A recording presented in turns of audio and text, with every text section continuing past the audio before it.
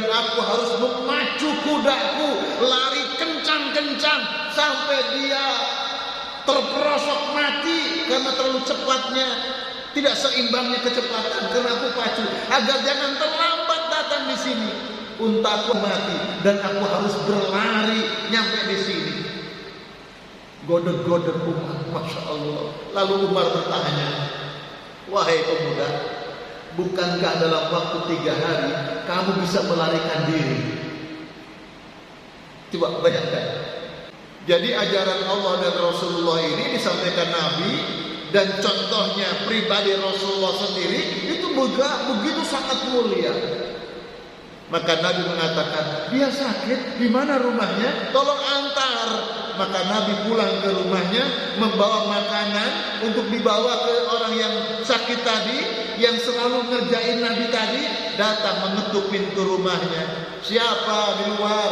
Saya siapa? Saya Muhammad. Orang ini gemetar. Dia datang saat saya sedang tidak berdaya, sakit seperti ini. Dia datang, jangan-jangan dia akan memperdaya saya ketika saya lemah. Dia datang mau membalas keburukan kejahatan saya selama ini. Gemetar dia. Masuk, silahkan masuk. Begitu masuk, ampun Muhammad, ampun Muhammad. Saya telah berbuat jahat kepada kamu Muhammad. Jangan diapa-apain saya Muhammad. Tidak, saya datang kepadamu untuk menjenguk engkau. Saya kangen. Kemana orang yang biasa ngerjain saya? Kok nggak ada? Ternyata kamu sakit. Semoga engkau lekas sembuh. Saya beri bawakan makanan. Sudah makan belum? Ayo makan dulu. Orang ini terbelalak. Hai Muhammad, orang yang selalu saya sakiti. Hai Muhammad, orang yang selama ini saya hina. Hai Muhammad, orang yang selama ini saya kutuk, saya rendahkan. Ternyata pribadimu begitu sangat mulia.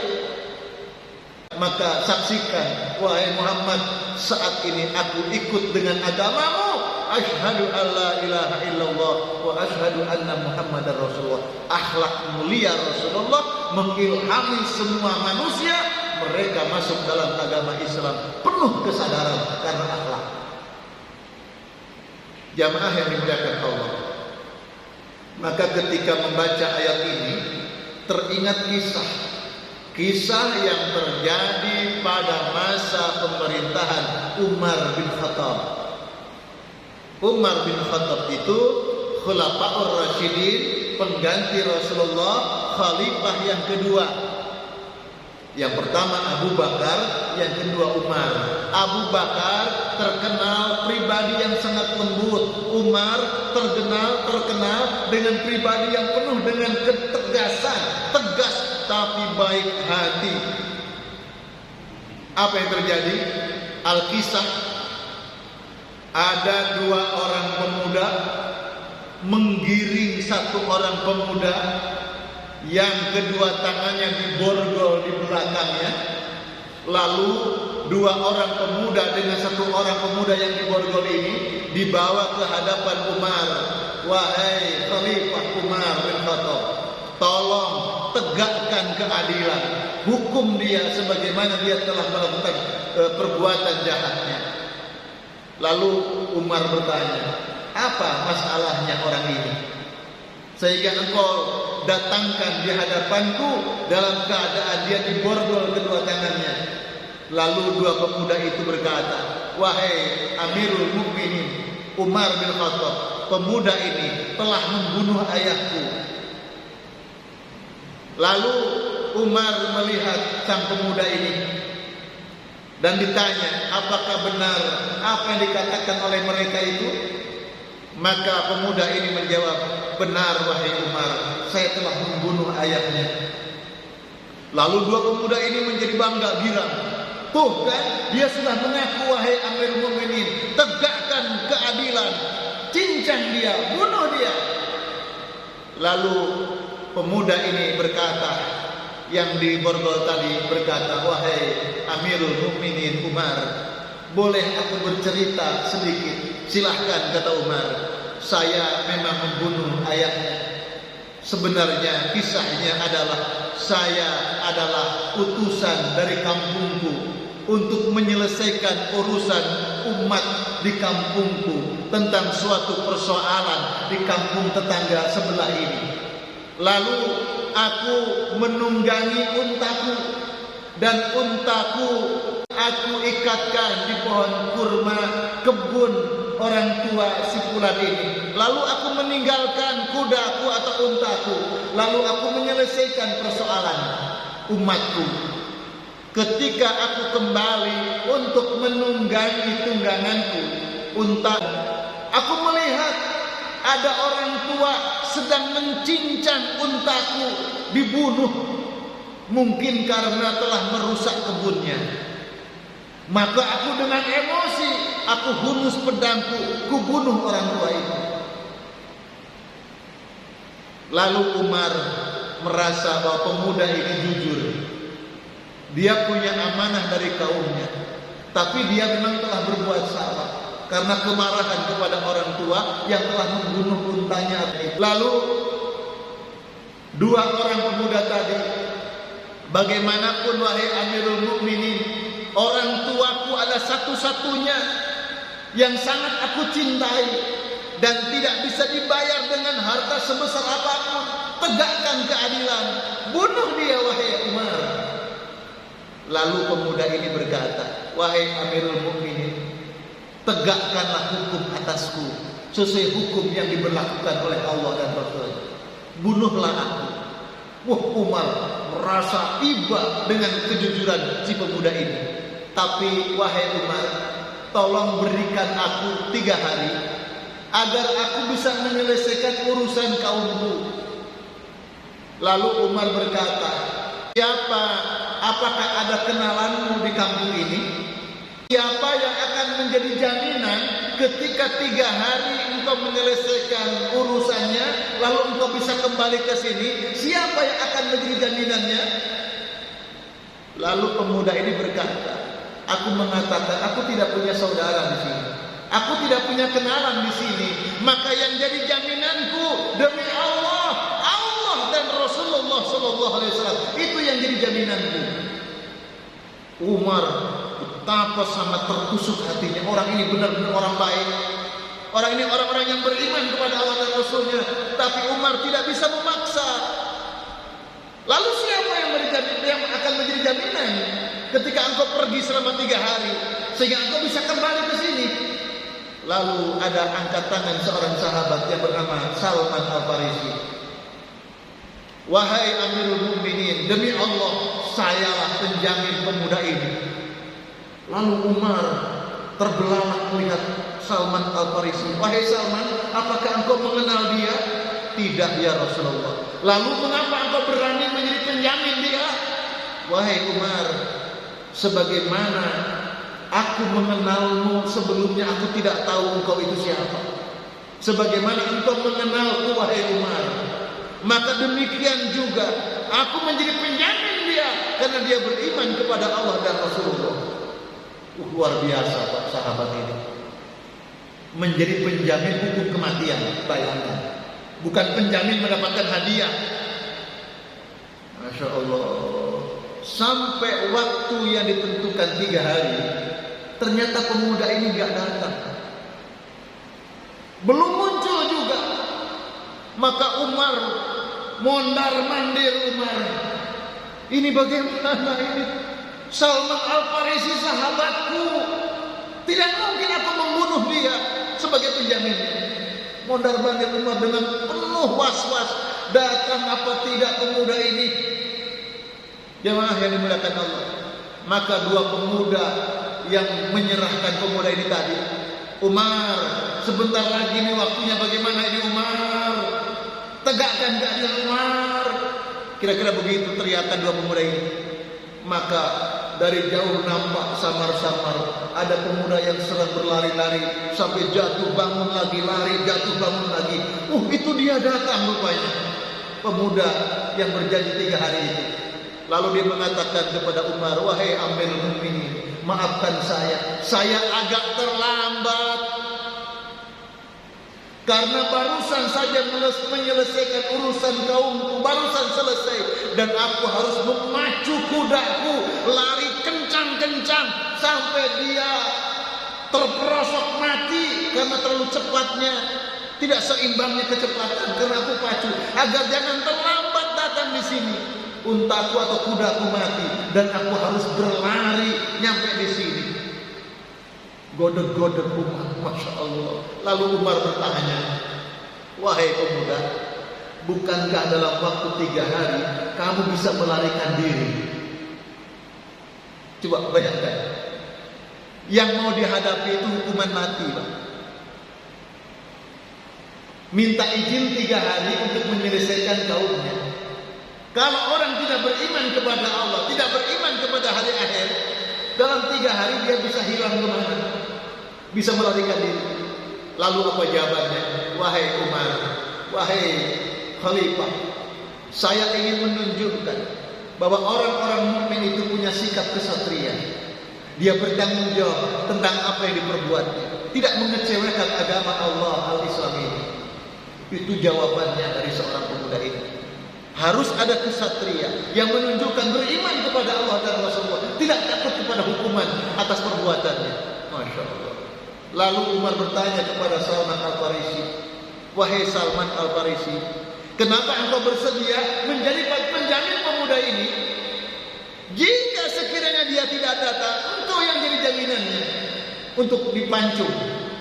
Lalu Salman Al-Farisi mengatakan, wahai Amirul Mukminin, tidakkah ingin aku menunjukkan bahwa ada orang yang bisa membantu sesama kaum muslimin dalam keadaan apapun, harus mengorbankan jiwa raganya demi keimanan kepada Allah dan Rasulnya, sekalipun nyawa jaminannya. Harus ada penjamin, harus ada orang yang bisa membantu menolong saudaranya.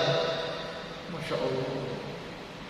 Lalu 2 orang pemuda tadi yang melaporkan untuk eksekusi kepada Umar mendengar jawaban 2 orang ini, pemuda yang 3 hari meninggalkan tadi lalu datang terlambat, dengan sahabat Salman Al-Farisi dengan jawabannya yang sangat menusuk hatinya. Allahu Akbar. 2 pemuda tadi bertakbir, ya Amirul Mukminin, saya sudah memaafkan si pemuda ini, bebaskan dia dari hukuman.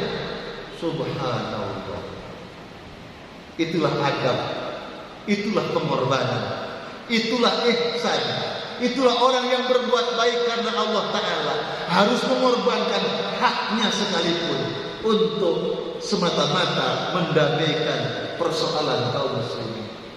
Bisa dipahami ya? Luar biasa para sahabat mulia. Pemuda ini merelakan haknya dihilangkan. Haknya dia apa?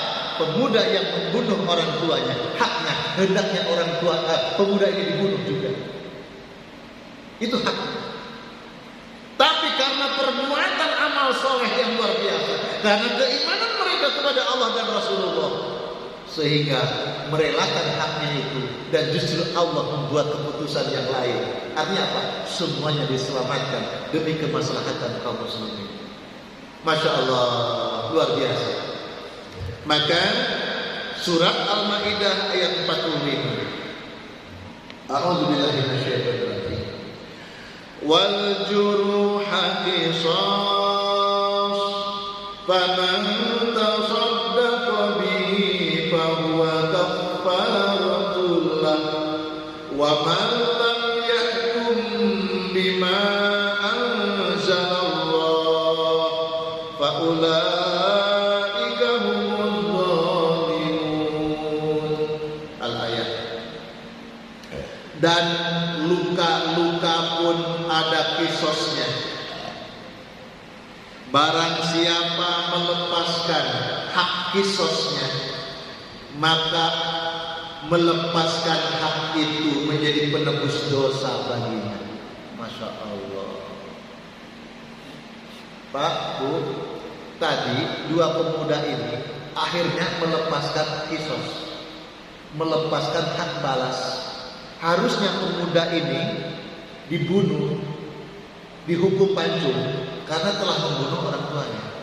Tapi kedua pemuda ini akhirnya melepaskan kisosnya, membebaskan. Umar, saya maafkan dia, jangan dihukum di kisos, saya maafkan dia.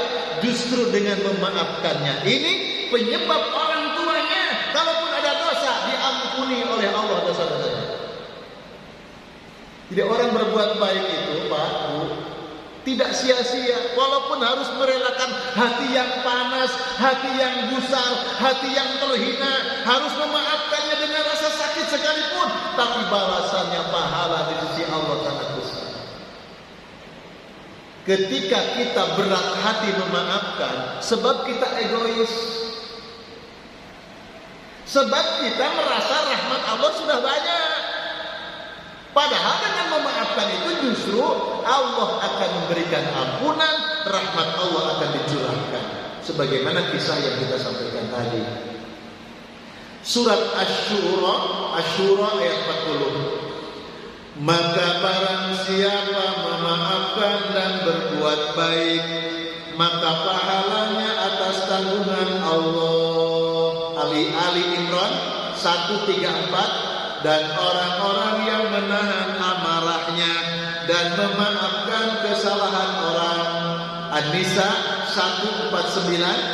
Jika kamu menyatakan suatu kebaikan atau menyembunyikan dan memaafkan suatu kesalahan, maka sesungguhnya Allah Maha Pemaaf lagi Maha Kuasa. Masya Allah. Jadi memaafkan orang itu ya memang harus rela kehilangan hak. Itu orang memaafkan kesalahan orang itu harus rela kehilangan hak. Haknya jadi gugur. Dipisui orang itu sakit hati. Tapi balas miso ya satu-satu. Kalau pisuannya sama, kan umumnya nggak sama dong. Dipisui wong, kita miso balik, misui akeh, itu zalim. Zalim, kita yang dosa malah. Orang berbuat dosa kepada kita balas dosanya dengan dosa. Kalau balasannya sama, itu boleh. 0-0, 1-1 impas lah. 0-0, 1-1. Tapi kalau kita membalas kejahatan, keburukannya itu berlebih, kita yang dosa. Hati-hati. Makanya memaafkan itu lebih beruntung. Cuma ketika memaafkan berarti kita menggugurkan hak kita untuk membalas. Merelakan seseorang tidak memberikan balas keburukan kepada orang yang berbuat buruk, itu merupakan kemuliaan yang akan diberikan Allah. Wa man jaa'a bis-sayyi'ati fala yujza illa mislaha wa hum la yuzlamun. Kalau ada orang berbuat jahat satu, Allah enggak balas loh. Allah enggak balas kejahatan itu. Illa mislaha. Kalaupun Allah balasnya yang sama persis. Kalau balasnya nggak sama, la wahum la yuzlamun, Allah nggak pernah zalim karena balasnya persis. Tapi kalau balasnya berlebih, maka termasuk zalim. Naudzubillah. Zalim. Ditempeleng plek, sama kita nempeleng plek, cuma kebangetan ukurannya itu jadi zalim. Kalau nempelengnya plek 60 derajat, 60 apa namanya kekuatannya, dibalas 60 lagi itu boleh satu-satu. Tapi kalau plek 60%, balasnya 70%, itu 10%-nya zalim. Karena kita sulit mengukurnya berapa besar dia berbuat kejahatan ke kita, sulit mengukurnya, maka memaafkan itu pilihan yang terbaik. Itulah ihsan. Berat. Kenapa? Berat karena kita harus kehilangan hak kita untuk membalas. Tapi seseorang jadi ringan untuk melakukannya karena melihat rahmat Allah lebih besar, melihat Rasulullah lebih mulia dari kita saja bisa begitu. Kita yang tidak semulia Rasulullah harusnya meniru Rasulullah. Demikian hadirin yang dimuliakan Allah, mudah-mudahan kajian kita topik tentang berbuat ihsan dengan cara menggugurkan hati